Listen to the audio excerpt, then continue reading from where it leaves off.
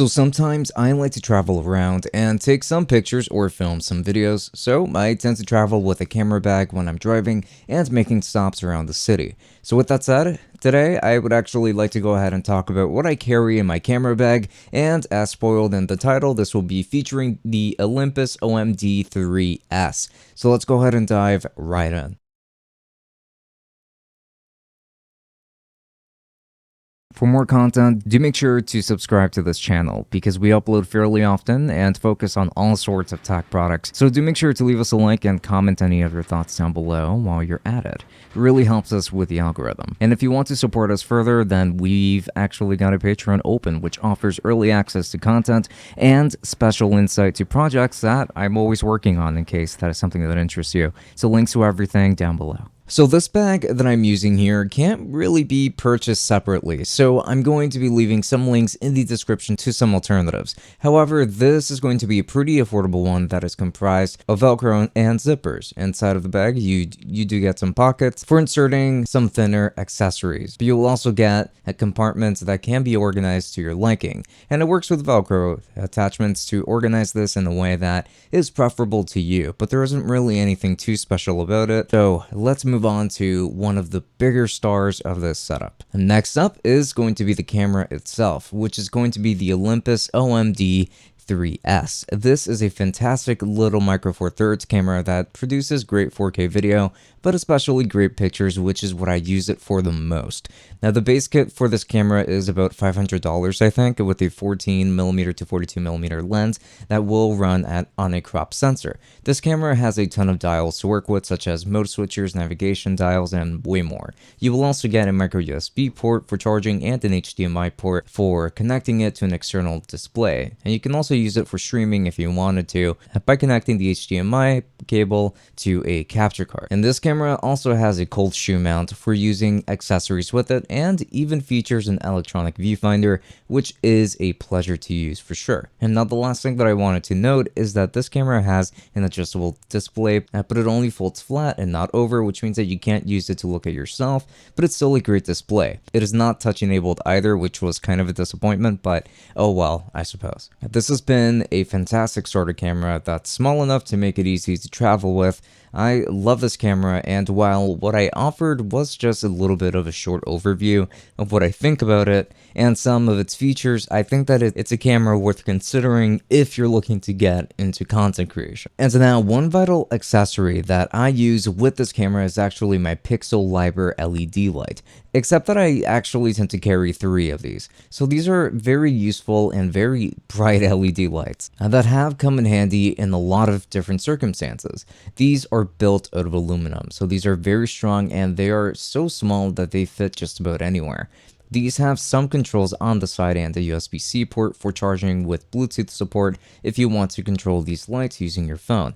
These already have diffusers too on them, and to help with making these even more efficient. I've replaced some of my bigger lights in favor of these since these are way more portable. I can take these with me way more easily than I otherwise would because it's just so good. So battery life with these is also quite good, but I still like having 3 around because I can use these as separate light sources to get the right shot. These lights have become an integral part of my filming, and I can't really stress enough how useful they've been. I'm going to leave a link to their store in the description for you to check them out because these are really good lights that I've been using with me for the past 2 months or so, and I haven't regretted going with these ever since at all. So next up is actually one that I've been using for quite a while now, a few years now, and I use the Tascam DR40 audio recorder. It has 2 microphones that can be adjusted for interviews or for you to use on your own, but you can also attach a lavalier microphone to it to record directly from it.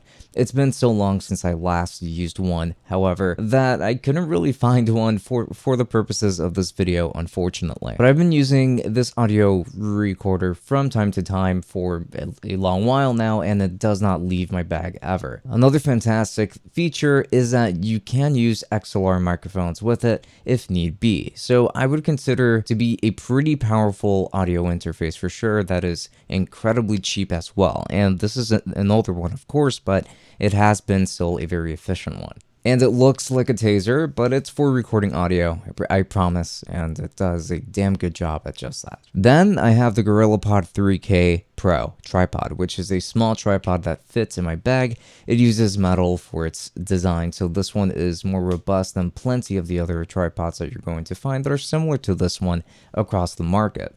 I can use it just about anywhere, and it can hold almost any camera that I want to use it with. The Olympus camera that I carry with me, for example, works perfectly with this one, so I can get some pretty great shots with it, and even greater stability than before. I love this GorillaPod, and I can strongly recommend it if you are looking for something that's this size for your setup. And I actually made a full review of this before, so I'm going to be leaving that linked in the description too, in case you're interested of hearing my entire thoughts regarding this particular tripod. And lastly, I carry a business card holder, completely unbranded. You never know who you might meet along the road, so something like this will absolutely come in handy in trying to spread awareness of what you do and your brand. So I use this business card holder. It's pretty simple. So that's pretty much everything that I carry in my camera bag. It's not a lot by any means, but it's just what I need.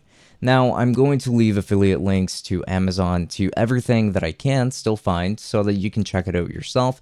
And if you're interested in having me try other things for my portable camera setup, then please let me know in the comments. I always love being able to test out as many gadgets as I possibly can, so let me know.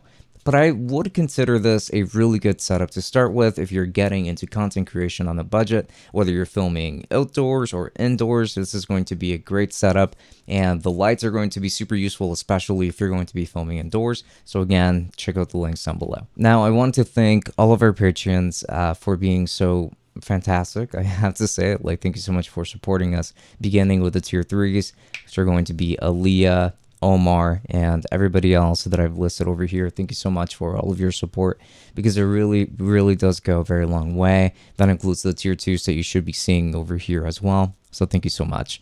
And now do make sure to follow me on Twitch and on Instagram, because I will be streaming pretty soon. I will get back to a regular schedule. Have just had a lot going on.